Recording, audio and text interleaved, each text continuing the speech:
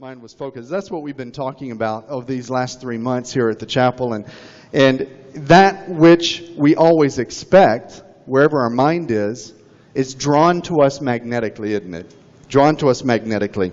And what law do you think that is? What law? There you go. I was going to even give you a hint. What attracts to us, right? The law of attraction. You're getting it. Law of attraction. Our expectations, our thoughts, our feelings, our emotions, they are magnetically powerful. And in those things that I just mentioned, they attract to us that which we think of, that which we feel, so be very careful of your expectations. That's important. Expect the best in life, but be prepared for the worst. Now, when I say the worst, I'm just talking about the challenges, the difficulties, the obstacles in life, right? But we got to remember our soul chose those obstacles in our life's journey. Not God, our soul. Our soul placed them there for us to learn from spiritually. But continue to expect the best from life. Got it? That's what we got to do. So many people think in terms of death and disease, and these are the ones that draw to themselves through that magnetic power, death and disease, right? And so many people think in terms of failure and defeat. You hear that all the time. I can't do it. This is never going to happen. The wall will never get built. Right? Oi. Channeling my inner rabbi in that moment. Oi.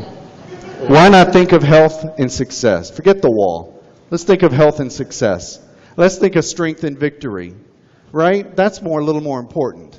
It's what we need to do for ourselves that creates a community. We don't focus macro across a great country. We focus micro on the individual. The individuals make the country, not the country make the people. It's not the other way around. It's ourselves. That which we expect comes to you through the law of attraction. And we must understand and we must learn this metaphysical truth in order to convert the worst really into the best.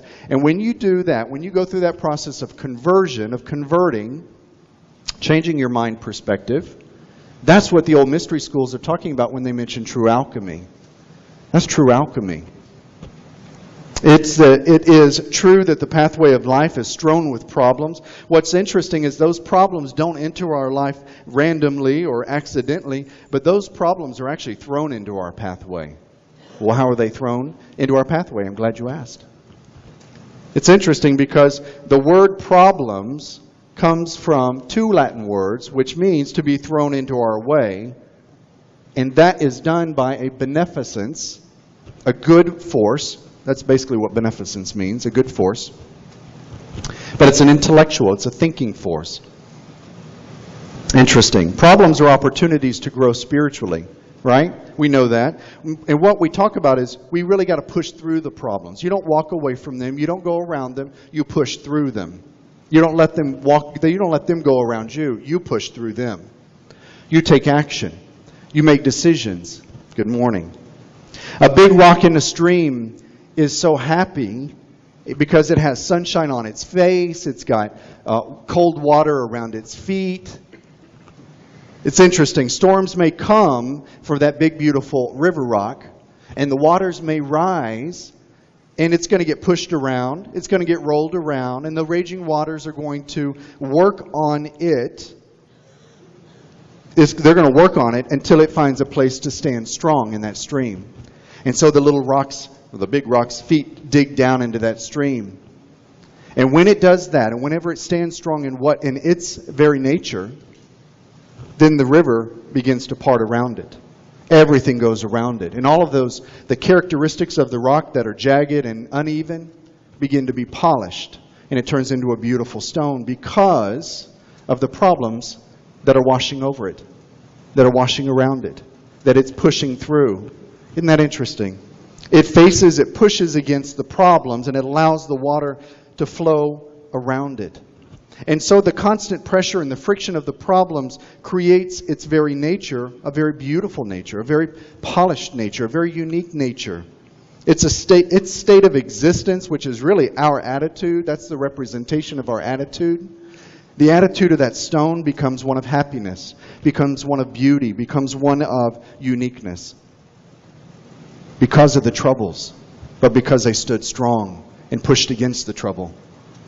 And when we come into vibrational presence like that, of such a unique thing as a pretty river stone, we become happy ourselves. Our vibrational state of existence shifts to a much higher vibration.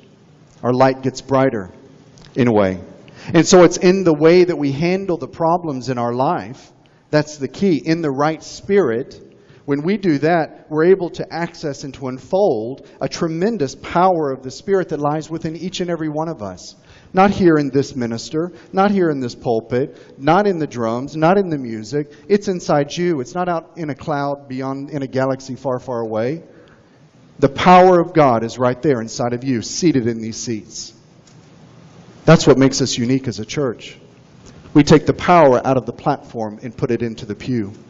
We remind you that you are the expression of God, not me, the minister. I may guide you.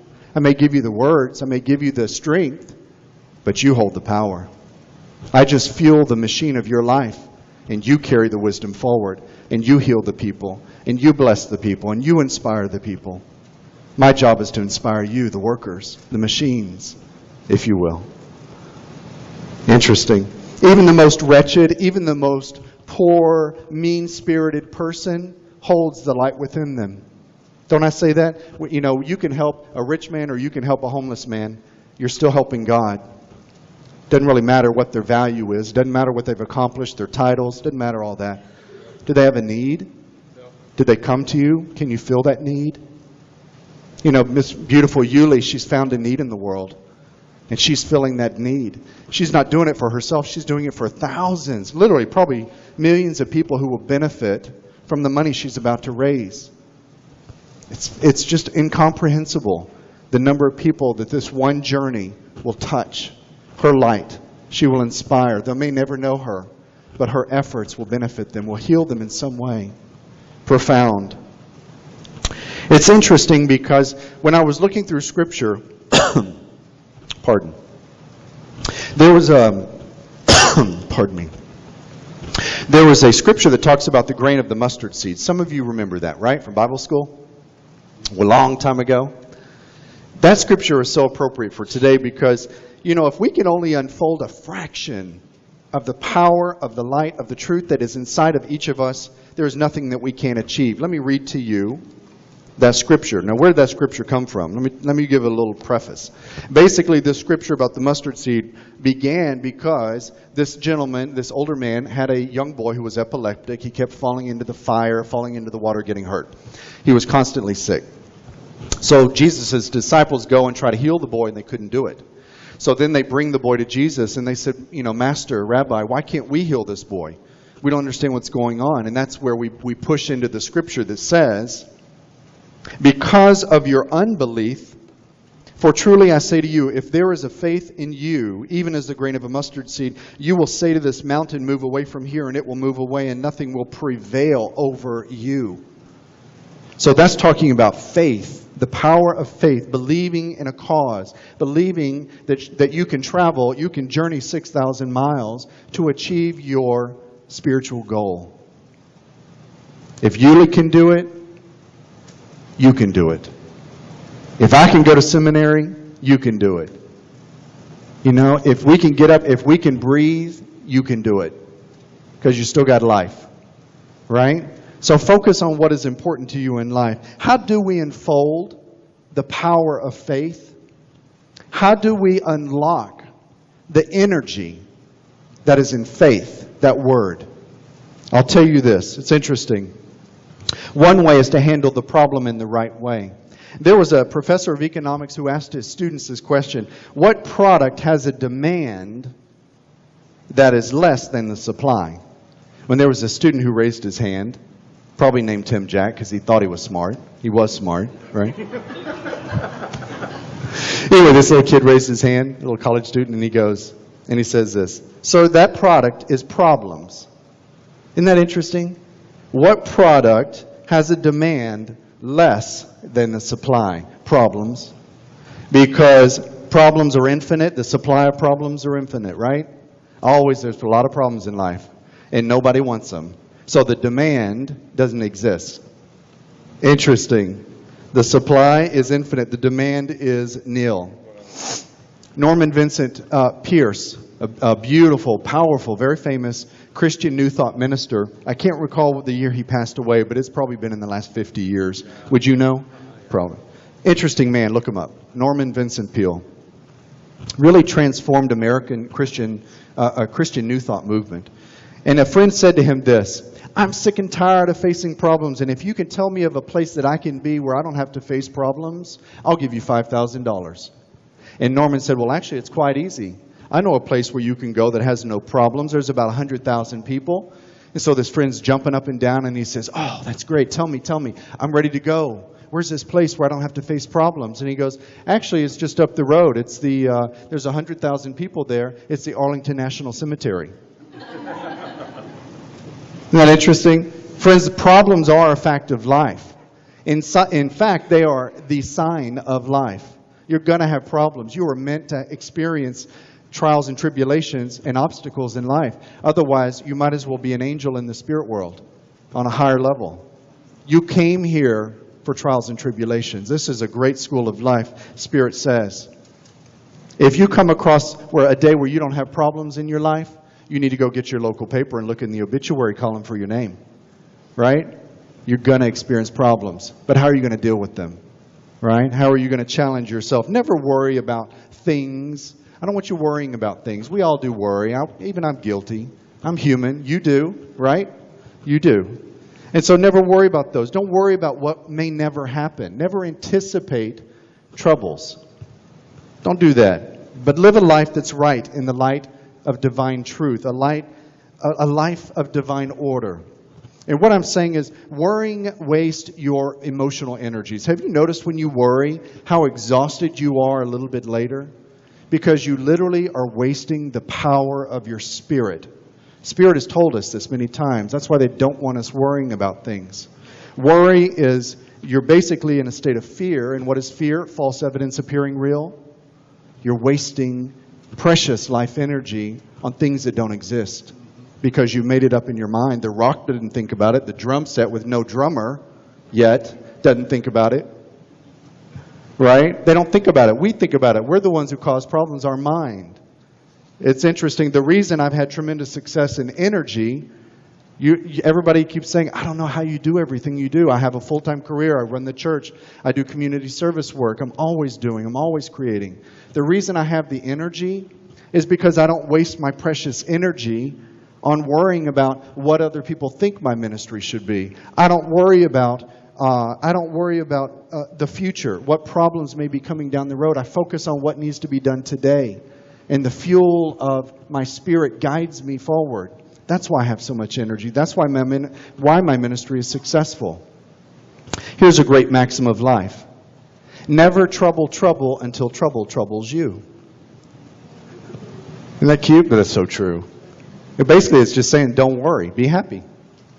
That's what that's saying. Your thoughts are powerful magnetic forces, so be careful of your thoughts, be careful of your attitude, be correct in your attitude. Be correct in your attitude by being personally responsible for your thoughts and your choices, for your actions. But be friendly in your attitude. Be positive in your attitude.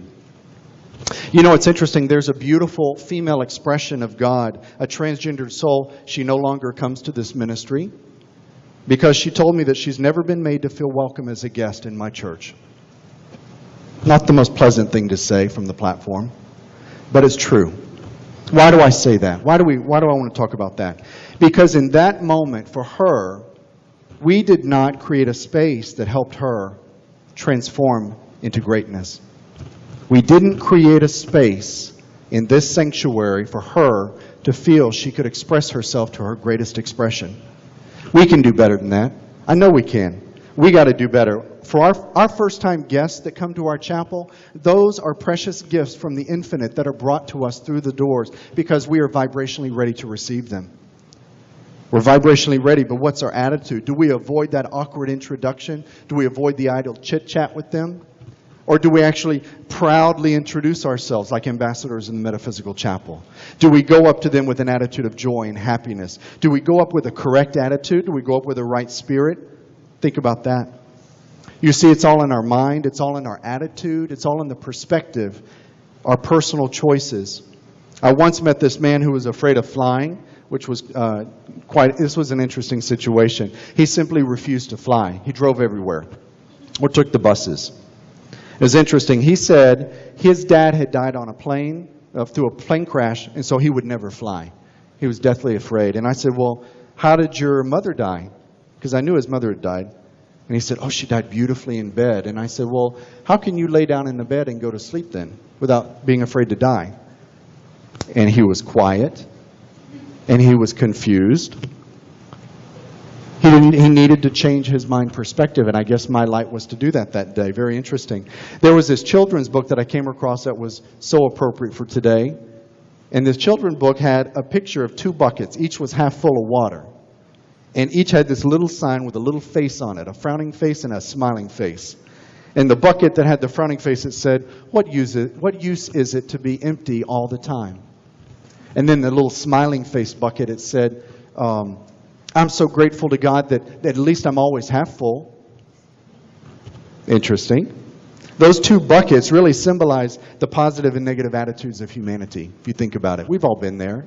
A person with a negative attitude, they're going to always walk around with a frowning face, aren't they? Right? They need to turn that frown upside down. They always wear that frowning face. They feel unwanted. They feel rejected by life itself. They have no wisdom. They have no strength to overcome their difficulties. They definitely don't believe in themselves, in their own light. But the person with a positive attitude will always walk around with a smile on their face. Always infectious smiles. Those people are happy, they're joyful, they're cheerful.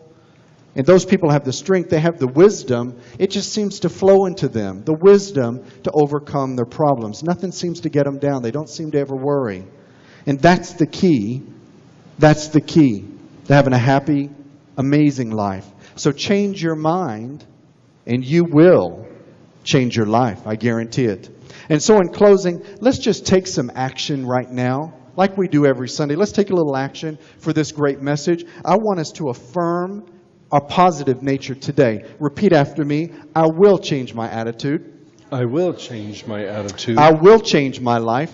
I will change my life. Because I am creating a space in my mind. Because I'm creating a space in my mind that is transforming me to greatness. That is transforming me to greatness. Beautiful. If you received this message in your spirit today, would you please stand and let me hear you? Thank you so much, Reverend Kevin. God bless all of you.